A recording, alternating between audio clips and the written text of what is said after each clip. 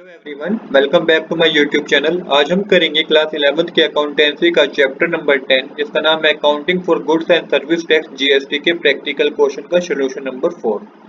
Question number 4 हमें कह रहा है कि हमें इन दो ट्रांजैक्शन हमें गिवन है, इनकी हमें जर्नल एंट्री करके दिखानी है। साथ ही हमें बता रखा है कि ignore adjustment and payment of GST.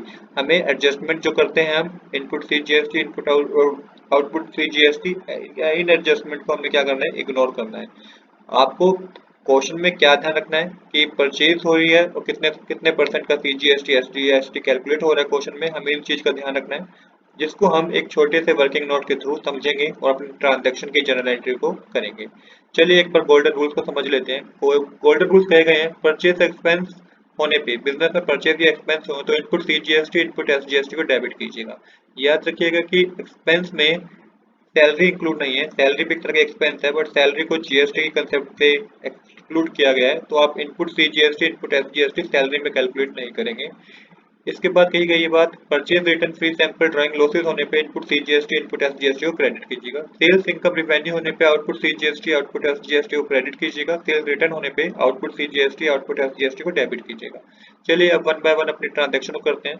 तो पहली ट्रांजेक्शन है, purchase good from Ravichandran of Madurai of the least price of rupees 2 lakh at 25% trade discount and 4% cash discount on purchase price of goods. Paid CGST and SGST 9%. Paid the entire amount by check on the same date. चलिए इसको एक working note से समझ लेते हैं। Question में हमें transaction में बता रखा है कि परचेज करिए बिजनेस ने 2 लाख रुपीज की गुड परचेज किया, 25% का ट्रेड डिस्काउंट मिला बिजनेस को, 4% का कैश डिस्काउंट मिला है। इसके आगे की जो लाइन है ना वो बहुत इंपॉर्टेंट है।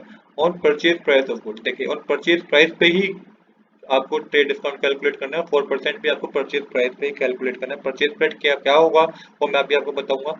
पेड सीजीएसटी एसजीएसटी हमने 9% पे किया है। Paid the entire amount by cheque on the same date, सारा अमाउंट हमने चेक के थ्रू सेम डेट पे पे भी कर दिया है। चलिए इसकी वर्किंग नोट से करते हैं। तो लीस्ट प्राइस कितना है, हमें पता है लीस्ट प्राइस 2 लाख रुपीज है, जिसपे हमें क्या है कि 25% का ट्रेड डिस्काउंट मिला है। तो 2 लाख का 25% जो होगा वो होगा हमारा 50,000। तो अब 2 लाख में से 50,000 माइनस करेंगे तो 1,50,000 जो आया ना amount after the trade discount, यही हमारा परचेज प्राइस माना जाएगा। अब इस परचेज प्राइस पे हमें क्या रखा है कि हमें 4% का क्या करना है, कैश डिस्काउंट कैलकुलेट करना है। तो 1,50,000 का ही आपको 4% कैलकुलेट करना है। तो 4% कैलकुलेट करके आपके पास जो अमाउंट आएगा वो आएगा 6,000 रुपीज। अब एक और बात समझिएगा, अब आपको 1,50,000 पे सीजीएसटी कैलकुलेट कीजिएगा 9% और एसजीएसटी 9% कैलकुलेट कीजिएगा। तो 1,50,000 पे जब आप सीजीएसटी कैलकुलेट करेंगे 9%, तो आपके पास जो अमाउंट आएगा वो आएगा 13,500। सेम इसी तरीके से जब एसजीएसटी कैलकुलेट करेंगे 1,50,000 में से तो आपका जो अमाउंट आएगा वो 13,500 आएगा। तो सीजीएसटी और एसजीएसटी हमारे पास कितना है, 13,500 13,500।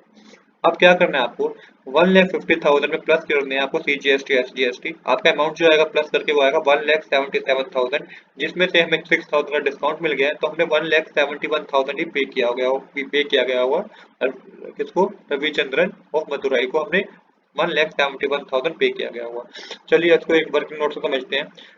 इसको अब एक इसकी जनरल एंट्री करते हैं। तो इसकी जनरल एंट्री होगी, purchase account debit input CGST account debit input SGST account debit to bank account to discount receive account. Purchase करी है, input CGST input SGST tax pay करा है, बैंक के थ्रू पेमेंट भी कर दिया, डिस्काउंट भी रिसीव हुआ है। अमाउंट को देखिए किस तरीके से फिल करेंगे, 1,50,000 लिखेंगे आप, जो after the trade discount amount आया था ना 1,50,000 लिखेंगे। सीजीएसटी हमारा कैलकुलेट करके आया 13,500, एसजीएसटी 13,500 आया। टोटल अमाउंट हमने जब पे किया 1,71,000 पे किया, डिस्काउंट हमें 6,000 का मिला। तो ये आपको किस तरीके से कैलकुलेट किया, आपने इन तीनों को प्लस किया, 1,50,000 13,500 30,500 को, इसको आपको टोटल करके आया 1,77,000। इस पे 6% का डिस्काउंट मिला है हमें 6,000, और जो अमाउंट आया वो 1,71,000 हमने पे कर दिया। इसको एक बार दोबारा समझ लेते हैं वर्किंग नोट से, क्योंकि क्या गलती हो जाती है, 6,000 की गलती हो जाती है बच्चों से। ये 6,000 हम कब कैलकुलेट कर लेते हैं, जब हम माइनस करके आते हैं ना, 1,77,000 बच्चे कैलकुलेट कर लेते हैं। तो आपको 4% 1,77,000 कैलकुलेट नहीं करना। ये जो 6,000 अमाउंट आया है आपने 4% कैलकुलेट किया 1,50,000 पे, तभी आपका 6,000 अमाउंट आया। बस ये चीज समझने की है इस ट्रांजेक्शन में। तो 2 लाख के गुड्स थे, 25% का क्या मिला, ट्रेड डिस्काउंट मिला, जो कि 50,000 होता है। 1,50,000 की क्या होती है, एक्चुअल परचेज मानी जाएगी बिजनेस की। सीजीएसटी लगा 9%, एसजीएसटी 9% कैलकुलेट किया, तो टोटल 27,000 हुआ। प्लस करके हमारे पास जो अमाउंट है 1,77,000 है। फिर आप 1,50,000 में 4% जब कैलकुलेट करेंगे तो 6,000 आएगा। अमाउंट जो एक्चुअल में पे किया गया हमने पे किया 1,71,000 पे किया। चलिए अब नेक्स्ट ट्रांजेक्शन करते हैं। नेक्स्ट ट्रांजेक्शन में हमने क्या करी है, सेल करी है जून 25 को।